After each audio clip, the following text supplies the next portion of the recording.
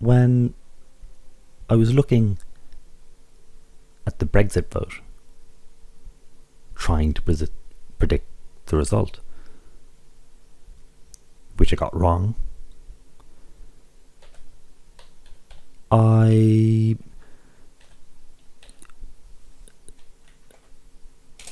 used the betting market because it had correctly forecast. It had basically had a better track record than the polls.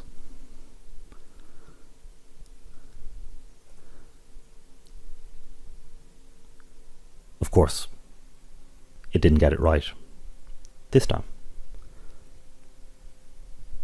Now, there are similarities here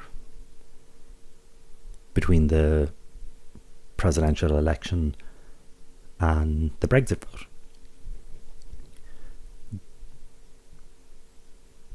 The comparison being that, Trump is more like Brexit, against the established parties and that kind of thing.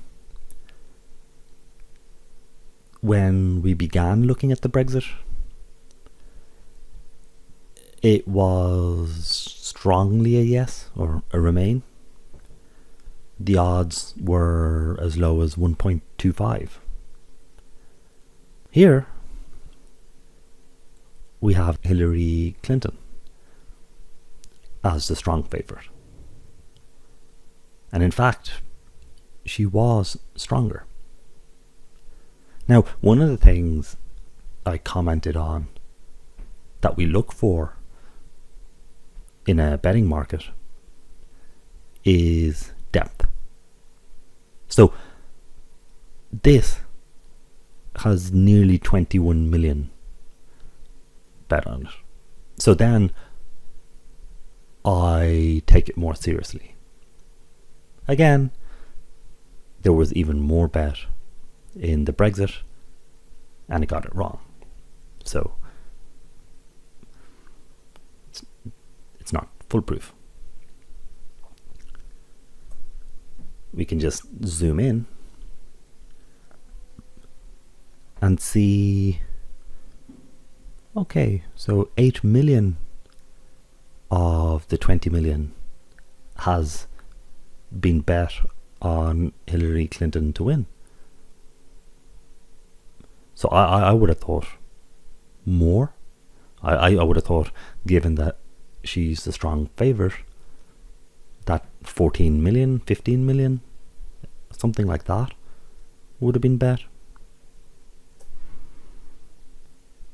We can just infer the odds to get the implied percentage probability that she's going to win. So she has been as high as maybe 75, 6, not 80. She's around about 70% now. Okay. I'll just have a look at Trump.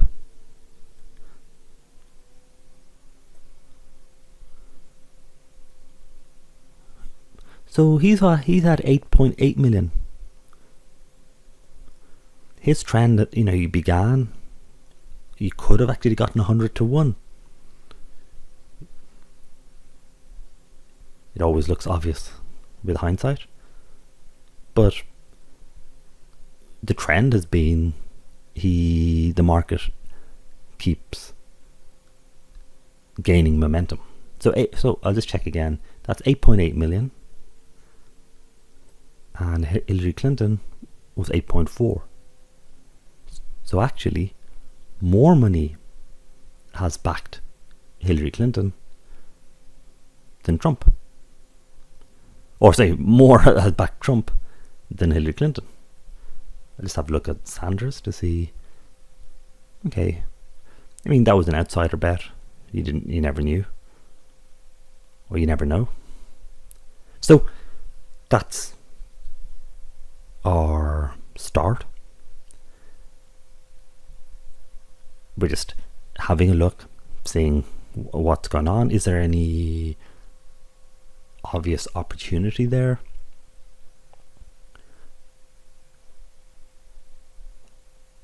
I'm tempted to, just hedge it, play the ranges.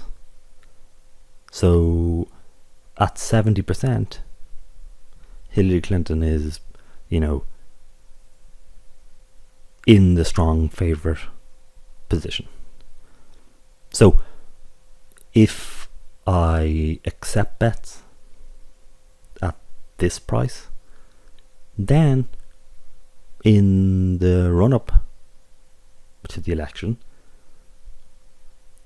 we could have a time when the percentage falls to like 1.6. Remember in the Brexit, it was as high as maybe 80%, but it did actually fall to 50% in the run-in to the vote. So, that can happen. Or I can play it safer and go, I'll just bank it at 60%. So, if you accept bets at the 70% level, say I accepted bets at 1.45. Imagine €1,000 at 1.45. Then, if the probabilities fell, the odds would go up. So say it fell to 1.66. So then I could bet on Hillary Clinton to win, getting paid 66 cents per every euro I bet, while I'd only have to pay out 45 cents. So that would basically give me 20% profit. It's not as dramatic, exciting, but it's safer. I could hedge it, so maybe instead of looking to make 20% profit, try and make something like 10%, whatever the result is. So that's one strategy. We don't have to decide now.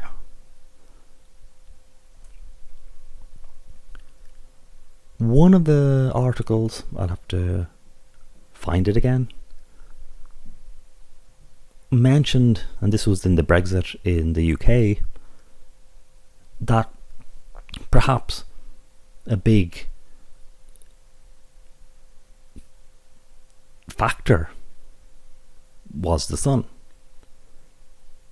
which is the most read newspaper in the UK. And basically, in the morning of the Brexit vote, they had big headlines, Independence Day, vote leave. So it was a clear vote leave message sent out to the masses. Now, given that the election result was so close, it's easy to, or it's possible to imagine that would have had a couple of percent swing, which is all the Leave won by. And as far as I remember, that article was saying something like, in the last 10 elections, every time, whatever the Sun had, like the Sun has a very good track record backing the winner.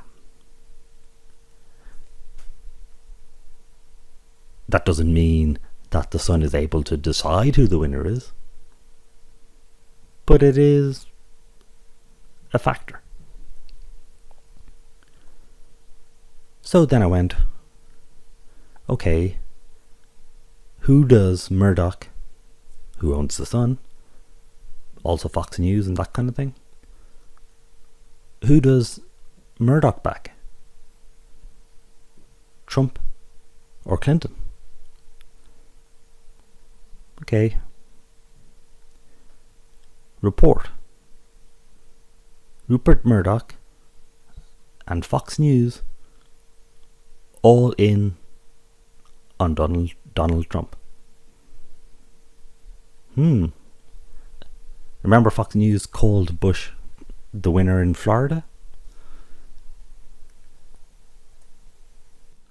So that's also something to note.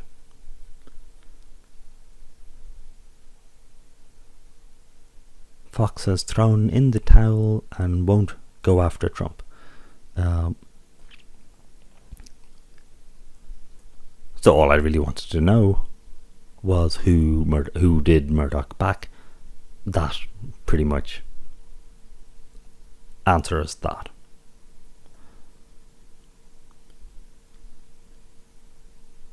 Just again, in the UK, Murdoch's son backs leave. This was for the Brexit. So that's just a early look as we kind of warm up and process the upcoming US presidential election. If you have any thoughts yourself, how should the question be analysed? The other issue that I do have in mind is that there's the whole question of essentially Republicans only getting old white men. Like, that's the vote block, which is a shrinking portion of the entire US. And so essentially, unless the Republicans change their message, get a new demographic in their voters, they're going to lose. So I've come across that kind of argument, those kind of reports as well. And, I'm not just going to leave it like that in the upcoming, since we have lots of time, in the coming months, I'll try and get links and data to back that. And then you can try and figure out, okay, this is my best guess. That's what's gonna happen, and this is how I can bet and profit from it.